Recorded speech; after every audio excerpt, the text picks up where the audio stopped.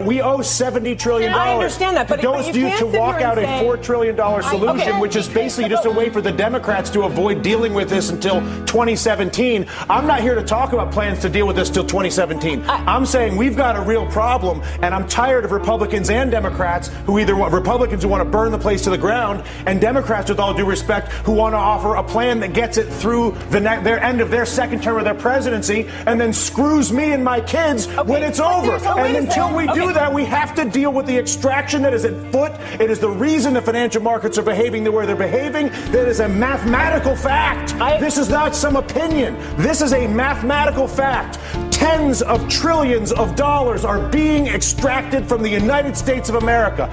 Democrats aren't doing it. Republicans are not doing it. An entire integrated system, financial system, trading system, taxing system that was created by both parties over a period of 2 decades is at work on our entire country right now. And we're sitting here arguing about whether we should do the $4 trillion plan that kicks the can down the road for the president for 2017 or burn the place to the ground, both of which are reckless, irresponsible, and stupid.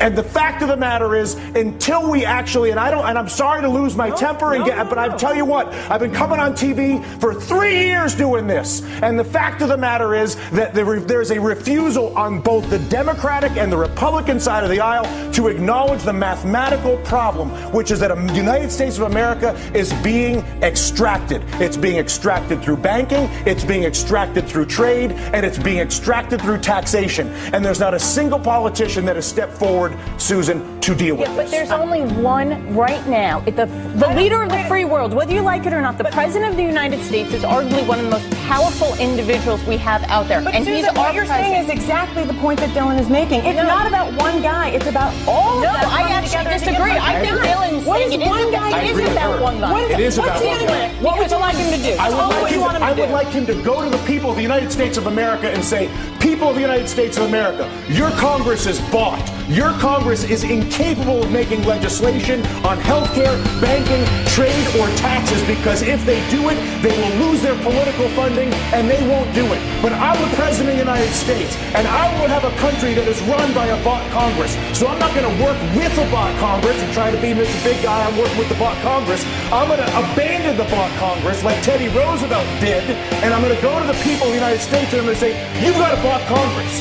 And until we get rid of the bought Congress, which is Jimmy Williams' constant point, which is get the money out of politics, and until a president says that's the problem and says he's going to fix it, there is no policy that I can possibly see, no matter how brilliant your idea may be, or your idea, or my idea, or her idea, or your idea at home, is that idea will not happen as long as there is the capacity to basically fire a politician who disagrees with me by taking funding away from him. Is that a fair assessment? Money in politics is the root of all political evil. It is corruption at its worst. And until we step up and kick that out of the park, it's going to be the same system all. And only the president could do that. We're going to No. Congress has to do it too. The Congress has to do it too. But I'll tell you what. How bad does it have to get? How much money has to be extracted? How many things have to be heard? Down to brass tacks. Okay, physically, what do? You go and give a speech right now. Right now. Right now. You say. And then what happens tomorrow? Tomorrow, what happens is you begin the process of actually investing in solving the problem. So I come out and I say, how? I create an infrastructure bank with 2% lending immediately.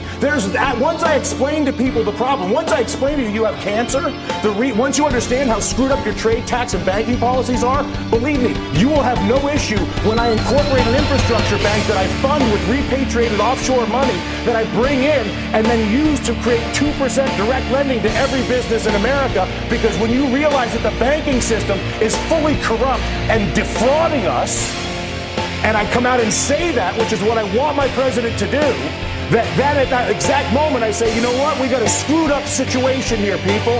You all know it, and now what? I'm going to admit it. And as a result, not only have I admitted it, but we're going to begin the process of solving it like grown-ups. They did it in World War II. They did it after the Civil War. They did it in Latin America with the Brady bonds. We are not seeing it happen now. The panel stays a little more emotional than I anticipated getting. It worked this afternoon, but what am I going to do?